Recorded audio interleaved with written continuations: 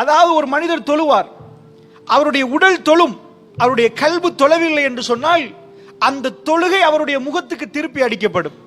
அவருடைய தொழுகை கபூலாக்கப்படாது, ஏற்றுக்கொள்ளப்படாது.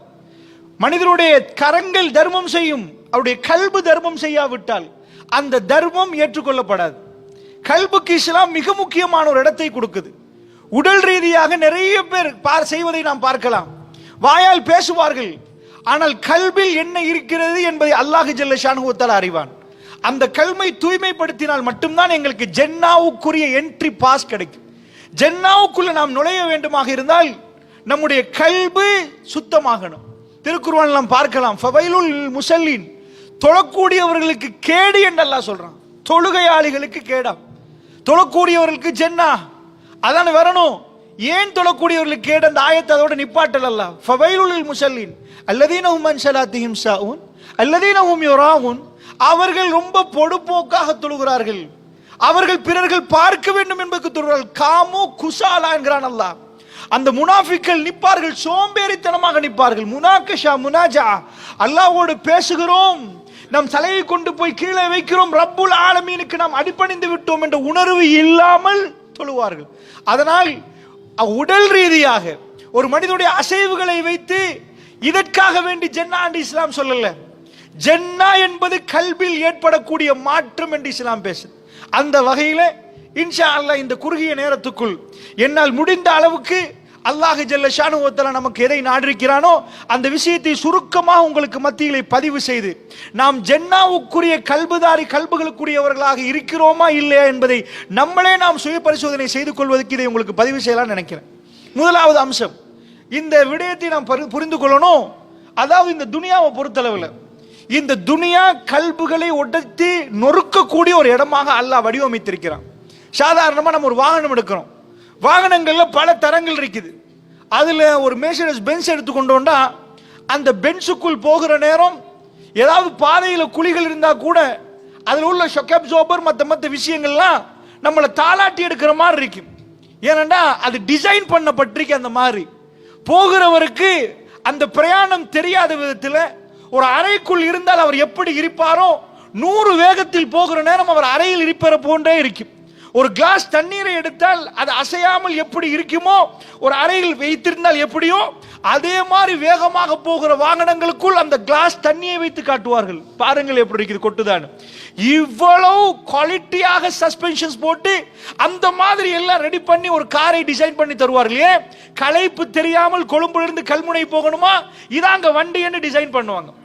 இதே மாதிரி இந்த வடிவமைப்பு தான் அந்த மனிதன் போகிற பிரயாணத்துக்கு ஒரு சொகுசை கிடைக்குது.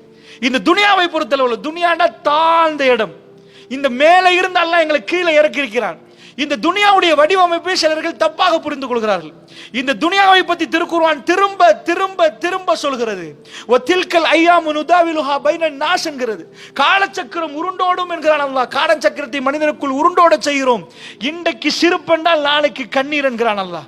இன்றைக்கு சந்தோஷம் என்றால் நாளைக்கு கவலை என்கிறான் அல்லாஹ். நாளைக்கு பயம் வரும் என்றான். இந்த துனியாவை நாம் மேலோட்டமாக பார்த்தால் இது கல்பை உடைக்கக்கூடிய இடம். இதனுடைய டிசைன் எப்படி? மெர்சிடிஸ் பென்ஸ் மாதிரி இல்லை. நாம் நல்ல சந்தோஷமாக நிம்மதியாக என்றென்றும் வாழணும் என்றால் அது இதுவல்ல இடம், அது ஜன்னா. ஜன்னாவுல எந்த பிரச்சனையும் இல்லை. துனியா எங்களுடைய கல்புகளை உடைக்கும். அவருடைய டிசைன் அப்படி. ரப்புல் ஆலமீன் இங்கே வாழுவதற்கு நம்மளை அனுப்பவில்லை, நம்மளை சோதித்து நம்முடைய கல்பை ஸ்ட்ரென்த் ஆக்கி நமக்கு ஜன்னாவை தருவதற்காக வேண்டி அல்லாஹ் பரீட்சை களமாக ஒரு பரீட்சை அல்லாஹ் என்ன செய்யறான், நம்மளை எக்ஸாம் பண்ணி பார்க்கிறான். ஓஹோ, சரியா புரிகிறாயா, பிழைகளை உணர்றாயா என்பதற்கு அல்லாஹ் ஜல்ல ஷானுஹு வ தஆலா தந்திருக்கிறான். அப்படி என்றால் இந்த கல்பு உடைந்து நொறுங்கி போகிற நேரம் சிலர்கள் தற்கொலை முயற்சியில் ஈடுபடுகிறார்கள், சிலர்கள் கோபம் வருகிற நேரம் கொலை செய்கிறார்கள், ஆசை அதிகரிக்கிற நேரம் ஜினா செய்கிறார்கள், ஆசை அதிகரிக்கிற நேரம் தப்பான வியாபாரத்தை செய்தாவது வீடுகளை கட்டணும் என்று நினைக்கிறார்கள். இந்த கல்வை அவர்களுக்கு கட்டுப்படுத்த முடியல, கட்டுப்படுத்த முடியாத, ரப்பிடம் உதவி கேட்டு தான் கட்டுப்படுத்தணும். அப்ப இந்த அடிப்படையை நீங்கள் முதல்ல புரியணும். எங்களுடைய கல்பு உடைந்து நொறுங்கிரும். இந்த துனியா அப்படித்தான். ஆசையாக பெற்றெடுக்கிற பிள்ளை பல காலம் கழித்து உங்க முகத்துல கரிய பூசுற மாதிரி ஒரு வேலையை செய்திருப்பார். உங்களோட பேசவே மாட்டார், உங்களை விட்டு தூரமாகி விடுவார். அப்படி ஒரு நிலைமையில பல தகப்பன்மார்கள் கல்பு நொந்து நொறுங்கி போனதை நான் பார்க்கிறேன்.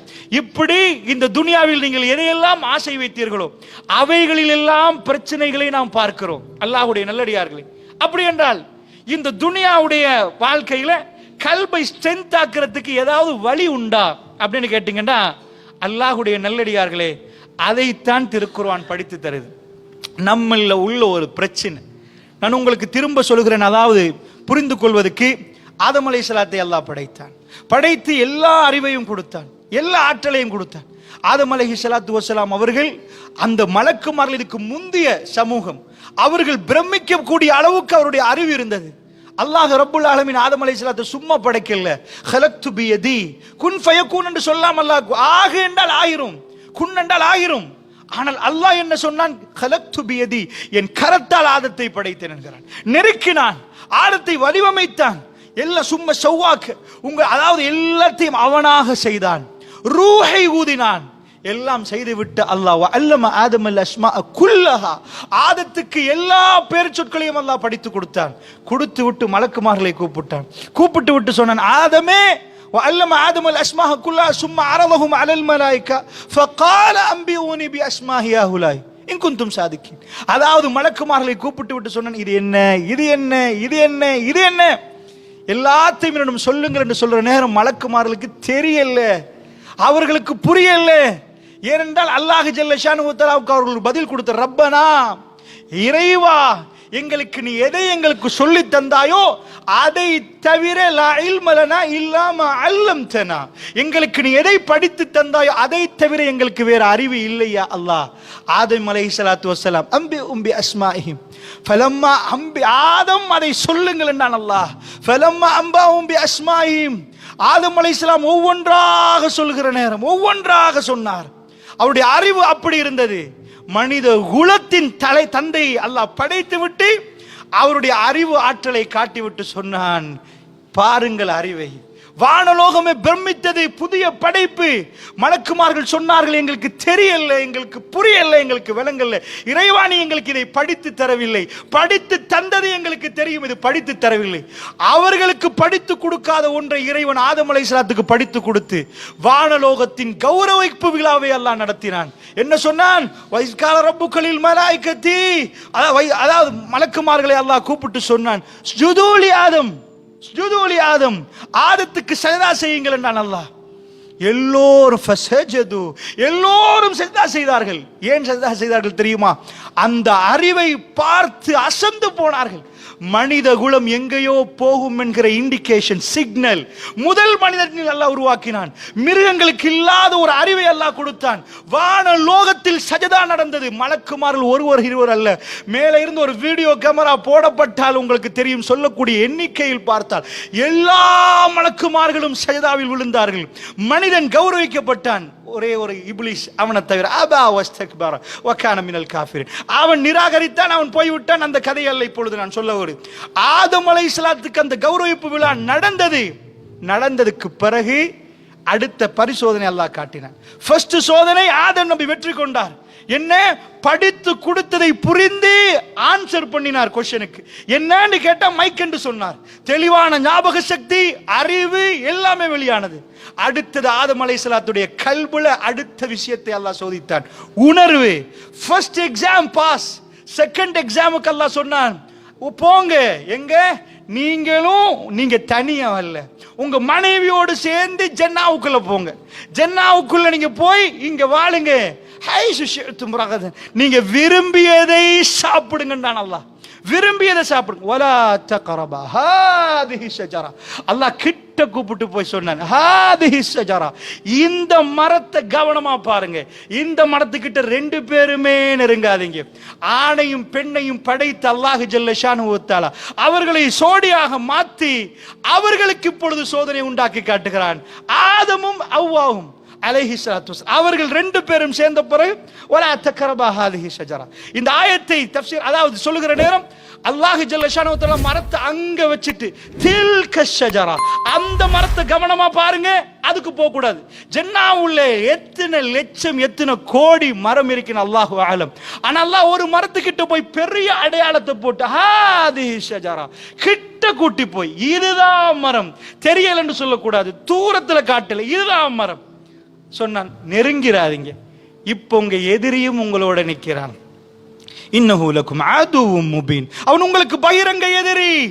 அவன் உங்களை என்ன பண்ணுவான், இந்த இடத்துக்கு கொண்டு வர்ற மாதிரி செட்டப் பண்ணுவான், எதிரி புரிஞ்சுக்கோங்கன்றான்.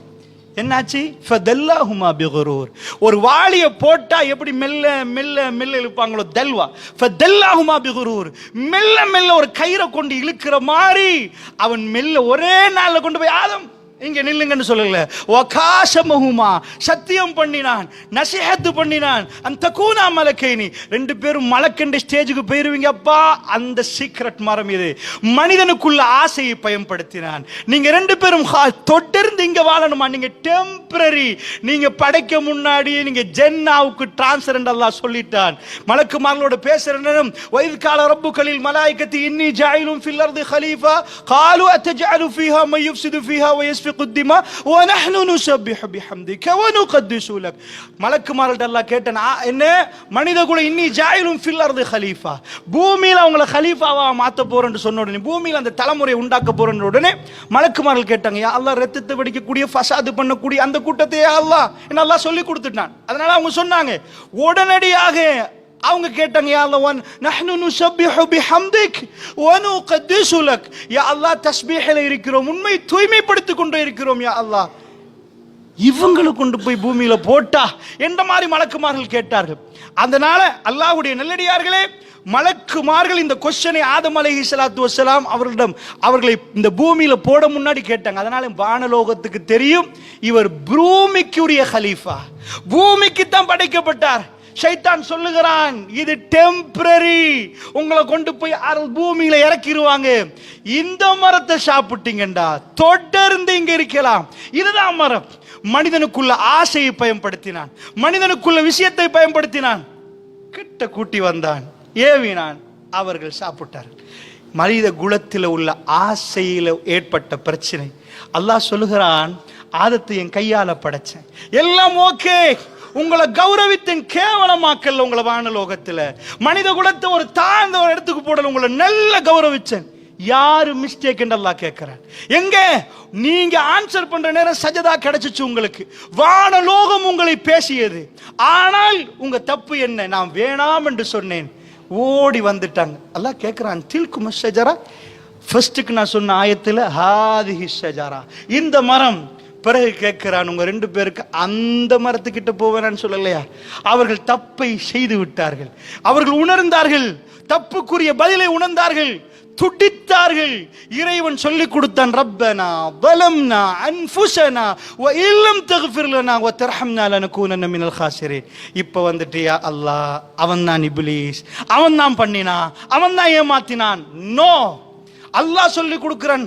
எப்படி சொல்லி கொடுக்கிறான், எப்படி தௌபா செய்யணும், எப்படி பாவ மன்னிப்பு கேட்கணும் தெரியாது. ஆதம் நபி கேட்கிற எப்படி சொல்லணும், என்ன பண்ணணும், உன் மன்னிப்பை பெறுவது எப்படி, அல்லாஹ் ரப்புல் ஆலமீன் அதை சொல்லி கொடுக்கிறார். எப்படி சொல், ரப்பனா என்று சொல்லுங்க, ரப்பனா வலம்னா அன்ஃபுஸனா, எங்களுக்கு நாங்க அநியாயம் செஞ்சிட்டோம், அவன் உங்களுக்கு அநியாயம் செஞ்சன்னு சொல்லாதீங்க. ஷைத்தான் செஞ்சா உங்களுக்கு அறிவு தரலையா, உங்களுக்கு சிந்திக்கிற ஆற்றல் தரலையா, அவன் உங்களை ஏமாத்தினான் என்று ஒரு அந்த ஆயத்தில் வரல. ரப்பனா வலம்னா அன்ஃபுஸனா, எங்களுக்கு நாங்களே அநியாயம் பண்ணிட்டோம், இன்னொருத்தனை காட்டாதீங்க. வ இல்லம் தக்ஃபிர் லனா வ தர்ஹம்னா, நீ எங்களை மன்னிக்காவிட்டால், நீ எங்களுக்கு அருள் புரியாவிட்டால், லனகூனன்ன மினல் காசிரீன், நாம் நஷ்டமடைந்து போய் விடுவோம் யா அல்லாஹ். இதுதான் ஆயத். அங்க எங்கேயுமே இப்லீஸ் மென்ஷன் ஆகல, ஷைத்தான் வரல. அல்லாஹ்வுடைய நல்லடியார்களே, இதை கவனமாக புரிந்துக்கோங்க. இதுதான் அல்லாஹ் ஜல்ல ஷானுஹு வ தஆலா பூமிக்கு அனுப்புவதற்கான ஃபர்ஸ்ட் பாயிண்ட் என்ன, நீங்க அறிவுல சிறந்தவங்க, நீங்க ஏர் கண்டிஷனை கண்டுபிடிப்பீங்க, 100 அல்ல 200 மாடி கட்டுவீங்க, நீங்க ஆக அற்புதமான செயல்கள்லாம் செய்வீங்க. ஆனால் உங்களுடைய அறிவு, உங்களுடைய காமத்தை அடக்குமான்னு கேட்டால், உங்களுடைய அறிவு உங்கள் ஆசையை கட்டுப்படுத்துமான்னு கேட்டால், உங்க அறிவு நீங்க செய்யக்கூடிய தப்புகளை தடுக்குமான்னு கேட்டால் இல்லை. அதனால் அல்லாஹ்வோட நெருங்கினால் எவ்வளவு நெருங்குறீர்களோ அப்பதான் உங்க கல்வி ஸ்ட்ரென்த் ஆகும் என்ற செய்தியைத்தான் இஸ்லாம் நமக்கு ஃபர்ஸ்டா படித்து தருது. அந்த வகையில அல்லாஹ்வுடைய நல்லடியார்களே, இந்த விஷயத்தை கவனமாக நீங்க புரிஞ்சா மட்டும்தான் இந்த கல்புடைய பாடம் ரொம்ப முக்கியமான ஒரு பாடம். எங்க கல்பு எந்த தரம், எவ்வளவு தொழுதும் வேலையில தப்பான வியாபாரம் என்று சொல்லுகிறேன்னு நமக்கு விட முடியவில்லை என்றால், தப்பான உறவுகள் இருந்து நமக்கு வெளியே போக முடியல, எங்க கல்பு ரெடி இல்லை ஜன்னாவுக்கு. இந்த ரஃபியார் நடந்ததுக்கு பிறகு திரும்ப அல்லாஹ் சொல்லுவான் ஜன்னா. உங்க கல்பு ரெடி, உங்க அறிவுக்கு ஜன்னா இல்ல. நீங்க டாக்டரா அதுக்கு ஜன்னா இல்ல, நீங்க லாயரா அதுக்கு ஜன்னா இல்ல. வானலோகத்தில் அந்த கௌரவிப்பு விழா நடத்தப்பட்டாச்சு. ولا يحيطونه بشيء من علمه الا بما شاء ولا يحيطون بشيء. என்ன அல்லாஹ் சொல்கிறான், அதாவது அவனுடைய இல்மை அவன் உங்களுக்கு லேசாக தருகிறான். அவன் நார நேரம் கடத்துறான். ஓ இப்ப ஐடி டெக்னாலஜி அல்லாஹ் தர்றான், ஓ விமானத்துல பறக்கணும் அல்லாஹ் தர்றான். இந்த அறிவுக்காக ஜன்னா இல்ல, உங்க அடக்கத்துக்காக ஜன்னா. உங்களுக்கு மன்னிக்க முடியுமா அப்ப ஜன்னா, உங்களுக்கு அடக்க முடியுமா அப்ப ஜன்னா. இந்த சோதனையில் அல்லாஹ் ஸ்டேஜாக கொண்டு வருவான். ஸ்டேஜ் 1 சின்ன பிரச்சனை, ஸ்டேஜ் 2 இரண்டாவது பிரச்சனை, ஸ்டேஜ் 3 பிரச்சனைகளை மெல்ல மெல்ல மெல்ல மெல்ல அல்லாஹ் ஜல்ல ஷானஹு தஆலா கூட்டுவான். கூட்டி விட்டு அந்த கல்பை சரிப்படுத்தினதுக்கு பிறகு அந்த கல்பு உடையும். அதாவது இப்போ சின்ன சின்ன விஷயத்துக்கெல்லாம் கண்ணீர் வடிச்சு துடிச்சு போகிற கல்வி ஸ்ட்ரென்த்தாக நிற்க ஆரம்பிக்கும். ஜன்னாவுக்கு குவாலிஃபைடான கல்புகள், அவர்களுக்குள்ள பயம் வராது. பயம் இருந்தால் எதுக்கு பயம்? அல்லாஹ்வுக்கு பயப்படுவார்களே தவிர சின்ன சின்ன மெட்டர்களுக்கெல்லாம் அவர்கள் பயப்பட மாட்டார். அல்லாஹ்வுடைய நல்லடியார்களே, இந்த விஷயத்தை கவனமாக நீங்கள் புரிந்து கொள்ள வேண்டும் என்பதற்காக வேண்டி ஒரு சில விடயங்களை சொல்கிறேன். நன்றாக புரிந்து கொள்ளுங்கள். இந்த துனியாவிலே அல்லாஹ் ஜல்லஷா நிறைய நாம் நினைக்கிறோம், நண்டா எங்களுக்குள்ள பணம் வந்தா, எங்களுக்குள்ள செல்வாக்கு வந்தா, எங்களுக்குள்ள அதிகாரம் வந்தா எல்லா பிரச்சனையும் முடிஞ்சிட்டு நினைக்கிறோம். இல்லை, இந்த கல்புல யா முகல்லிபுல் குலூப் சப்பித் கல்பி அலா தீனிக, கல்புகளை பெறட்டக்கூடிய ரப்பே மார்க்கத்தின் பக்கம் கல்பை நிலைபெறச் செய்வாயாக என்று கேட்கணும். கல்புல தான் மேட்டர் இருக்குது. டயானா யார்? சுப்ஹானல்லாஹ். அல்லாஹ் டயானாக்கு கொடுத்த செல்வாக்கு என்ன? பெக்கிங்ஹாம் மாளிகை. அந்த பேலஸை இந்த நாட்டில் அந்த மாதிரி ஒரு பேலஸை கண்டே இருக்க மாட்டார்கள். இன்றைக்கும் அமெரிக்கா தான் பொருளாதார வல்லுனர். ஆனால் இன்றைக்கும் சொல்லுவார்கள் கேபிட்டல் ஆஃப் எக்கானமி. இந்த பொருளாதாரத்தின் அதாவது கேபிட்டல் தலைநகரம் லண்டன் என்பார்கள். லண்டன் தான் பொருளாதாரத்தின் தலைநகரம். அவர்களுக்கு கொடுத்த எலிசபெத் மகாராணியுடைய குடும்பத்துக்கு அல்லாஹ் கொடுத்த ஆட்சி எவ்வளோ? இலங்கை, இந்தியா எல்லாத்தையும் கைப்பற்றியிருந்தார்கள். சிங்களத்தில் சொல்லுவார்கள் ஹிரு நொபாசினாதிராஜ் என்பார்கள். சூரியன் மறையாத ஒரு பெரும் பலவந்தமான ஒரு சாம்ராஜ்யத்தை அல்லாஹ் கொடுத்திருந்தான். ஏன் சூரியன் மறையாதென்றால் இந்த இடத்துல சூரியன் அஸ்தமித்தால் அங்கே சூரியன் உதித்திருக்கும், அங்க சூரியன் மறைகிற நேரம் இந்த பக்கம் சூரியன் உதித்திருக்கும். அவ்வளவு பிரம்மாண்டமான ஒரு பகுதியை அல்லாஹ் கொடுத்திருந்தான். அந்த வீட்டுக்கு மருமகளாக டயானா வருகிறாள். சார்ல்ஸுக்கு திருமணம் நடக்கிறது. உலகம் டயானாவை பார்த்தது, எந்த அளவு நேசித்தது. டயானாவை நேசிப்பதற்கு வேற எந்த குவாலிஃபிகேஷனும் இல்லை. டயானா அரச ஃபேமிலி. மீடியாக்கள் டயானா போகிற இடம், டயானா வருகிற இடத்தை எல்லாம் ஷூட் பண்ண ஆரம்பித்தார்கள். மீடியாக்களில் பேசினார்கள். டயானா செத்து போன பிறகு டயானா உடுத்த ஆடைகளை ஏலம் போட்டார்கள். நாம் நினைக்க முடியாத பல மில்லியன் டாலர்ஸ்களுக்கு, நான் பல தௌசண்ட்ஸ் என்று சொல்லல, பல மில்லியன் டாலர்ஸ்களுக்கு டயானாவுடைய ஆடைகள் சேல் போனது நீங்கள் பார்த்திருப்பீங்க. அந்த நேரம் அல்லாஹ்வுடைய நல்லடியார்களே, அந்த கம்பெனி, அந்த ஆடை தயாரித்தவர்கள் அதை எவ்வளவுக்கு வித்தார்களோ அதை மாறி எத்தனையோ 100 மடங்குகள் விலைக்கு போட்டி போட்டார்கள் வாங்குவதற்கு. டயானாவிலே மயங்கி இருந்தார்கள். அல்லாஹ்வுடைய நல்லடியார்களே, நான் உங்களுக்கு என்ன சொல்ல வருகிறேன் தெரியுமா? உங்க ஆசை சாதாரண 3 மாடி வீடு கட்டி ஒரு வாகனத்தை வீட்டு பக்கத்தில் வச்சு நிம்மதியா சந்தோஷமா தூங்கணும், இதுதான் ஆசை. இதுக்குத்தான் நீங்க ஆசைப்படுறீங்கன்னா அப்ப இந்த பிரச்சனை முடிஞ்சிரும் என்று நினைக்கிறீங்க. ஓயாத அலைகள் ஓயாத மாதிரி பிரச்சனைகள் ஓயாத. அல்லாஹ்வுடைய நல்லடியார்களே, டயானா பெக்கிங்ஹாம் மாளிகைக்கு போனால், எல்லாத்தையும் போனால், இந்த நீங்க ஆசைப்படக்கூடிய ஒரு 4 மாடி வீடு 2 வாகனம் முன்னாடி என்பது டயானாவோட ஒப்பிட்டால் உங்களை மாதிரி லட்சம் மடங்கு முன்னேறி விட்டால் டயானாவுடைய குடும்பம். அவ்வளவு சல்லி இருந்த டயானாவுக்கு பெக்கிங்ஹாம் மாளிகை வேண்டாமா? அந்த வாழ்க்கை வேண்டாமாம், அரச குடும்பம் வேணாமாம். டயானா செத்து போனது உங்களுக்கு ஞாபகம் இருக்கும். டொடி அல்ஃபியாட் என்ற ஒரு முஸ்லிம் என்று சொல்கிறார்கள். அவரோடு ரெஸ்டாரண்டில் இருந்து பயணம் மேற்கொள்கிற நேரம் தான் அந்த ஆக்சிடென்ட் நடந்து செத்து போறான். உலகமே பார்க்கிறது. அதுல இருந்து டயானா ஒரு பாடத்தை சொல்லி கொடுக்கிறார். என்ன? உங்கள்கிட்ட இல்லாத எல்லாம் என்னிடம் இருந்தது. எனக்கு ராத்திரி தூக்கம் போகல, என்னால சந்தோஷமா வாழ முடியல. எனக்கு இவ்வளவு பிள்ளைகள் இருக்கு, மாப்பிள்ளை இருந்தாலும் எனக்கு பெக்கிங்ஹாம் மாளிகை வேணாம், எனக்கு டாடி அல்ஃபியாட் வேணும் என்று டயானா பகிரங்கமா சொல்லாமல் சொன்னதைத்தான் நாம் பார்க்கிறோம். ரகசியமான தன் வாழ்க்கையை வேறொரு பக்கத்துக்கு திருப்பினால் என்ன? நீங்க அந்த மாதிரி சந்தோஷப்பட்டு நீங்க நீங்க நினைக்கிறது உங்களுக்கு கிடைச்சால், அல்லாஹ்வுடைய நல்லடியார்களை நீங்க நினைக்கிறதை இப்ப உங்களுக்கு அல்லாஹ் தரல. ஆனா இந்த நாட்டில் நீங்க நினைக்கிற மாதிரி 4 வாகனத்தோட பெரிய கேரேஜ் செட்டப்ல 4 வீடு, அந்த வீட்டுக்குள்ள ஏர் கண்டிஷன் பண்ணி இருக்கிறவங்க நீங்க பாத்துங்கண்டா, நீங்க ராத்திரி தூங்குவீங்க. அவங்க சாக்குல இருந்து அந்த ஸ்லீப்பிங் டேப்லெட்டை போடாம உங்களுக்கு தூக்கம் வராது. அல்லாஹ்வுடைய நல்லடியார்கள் அந்த இடத்தை நீங்கள் அடையவில்லை. அடைந்தவர்கள் இப்பொழுது சந்தோஷமாக இருக்கிறார்களா நீங்க பாத்துங்கண்டா. இந்த நாட்டில் ஒருத்தரை நான் உங்களுக்கு காட்டலாம். கோட்டாபய ராஜபக்ச யார்? இந்த நாட்டிலே அதாவது டிஃபென்ஸ் செக்ரட்டரியா இருக்கிற நேரம் அவ்வளவு பலமான ஒரு ஆள். அவர் பேரை கேட்டாலே பயப்படுவாங்க. அந்த அளவுக்கு கோட்டாபய ராஜபக்ச இந்த நாட்டுக்கு வந்த பிறகு அவரை ஜனாதிபதியாக தேர்ந்தெடுத்தாங்க. என்ன? ஹிட்லர் மாதிரி நிப்பாருன்னு நினைத்தாங்க. அவருக்கு அல்லாஹ் கொடுத்த ஆட்சி எப்படி? அல்லாஹ் அவருக்கு கொடுத்த ஆட்சி 3/2, பாராளுமன்றத்தில் 3/2. சிறுபான்மை கட்சி தேவையில்லை ஆட்சி அமைப்பதற்கு. கடும் பலமான ஒரு நிலைமை அல்லாஹ் கொடுத்தான். அது போக ஜேஆருடைய அரசியல் சாசனத்தில் சாதாரணமா ஒரு ஆணை பெண்ணா மாற்ற முடியாது, பெண்ணை ஆணா மாற்ற முடியாது, மற்ற எதையும் செய்யலாம் என்று அந்த இருமாப்போட ஜேஆர் கதைத்தார். ஜேஆருடைய சட்டையாப்பிலும் சில இடங்கள் தடையாக அமையுது என்று சொல்லி அதை திருத்தினார். 20ஆம் திருத்தம் என்று 20th அமெண்ட்மெண்ட் என்று மாற்றினார்.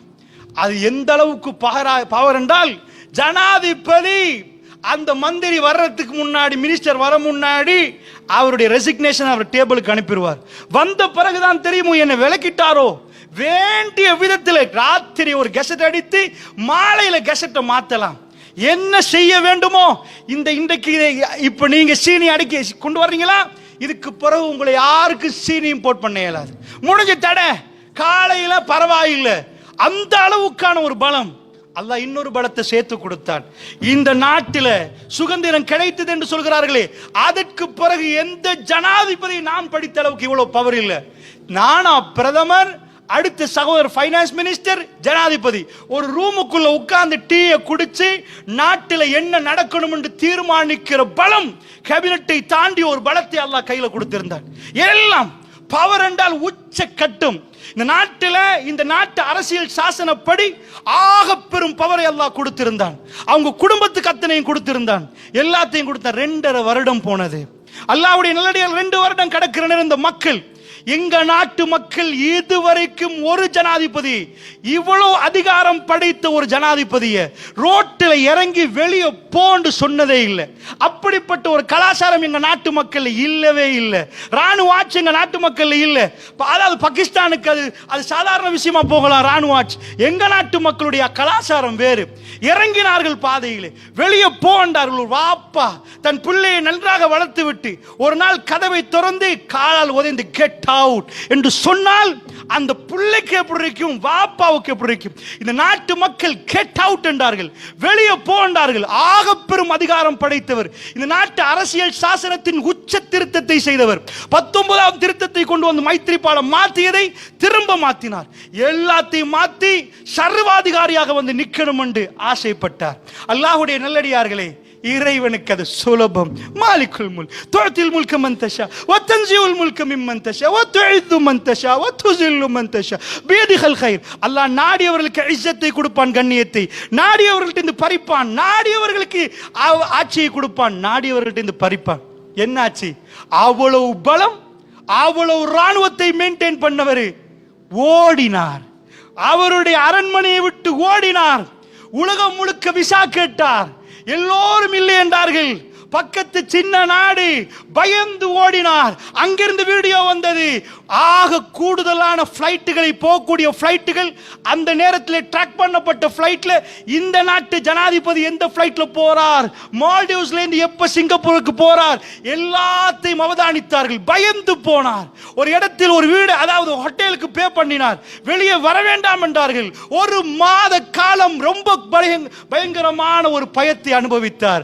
அல்லாஹ்வுடைய நல்லடியார்களே, நான் கேட்கிறேன், நீங்கள் உங்கள் கையிலே வைத்திருக்கிற சொத்தை நீங்கள் கணக்கு போட்டால், அல்லது நீங்கள் கற்பனை பண்ணி அந்த சொத்தை நீங்கள் கணக்கு போட்டால், இதே போன்று பல ஆயிரம் மடங்கள்ல பல லட்சம் மடங்கு சொத்து அவருடைய ஹசானாவில் இருக்கலாம், அவருடைய ஹசானாவில் இருக்கலாம். கல்பு துண்டானது, கல்பு துடித்தது. அவர்களுக்கு என்ன ஆகும் என்று எல்லோரும் பார்த்தார்கள். கொஞ்சமும் ஈவரக்கம் காட்டவில்லை. இவர்கள் துரோகிகள் என்று மக்கள் பேசினார்கள். அல்லாஹ்வுடைய நல்லடியார்களே, நான் உங்களுக்கு என்ன சொல்ல வருகிறேன் தெரியுமா? இவர்கள் தான் சந்தோஷமாக இருக்கணும். டயனா தான் இந்த கல்புல பிரச்சனை இல்லப்பா. நீங்க என்ன பொருளாதாரத்தை நினைக்கிறீங்களோ, இந்த பொருளாதாரம் உங்களுக்கு அமைதியை தரும் என்று நீங்கள் நினைத்தால் இந்த உலகத்தில் மிகவும் சந்தோஷமாக டயனா இருக்கணும், மிகவும் சந்தோஷமாக கோட்டாபி இருந்திருக்கணும். அல்லாஹ் எப்படி மாத்தினான் பாத்தீங்களா?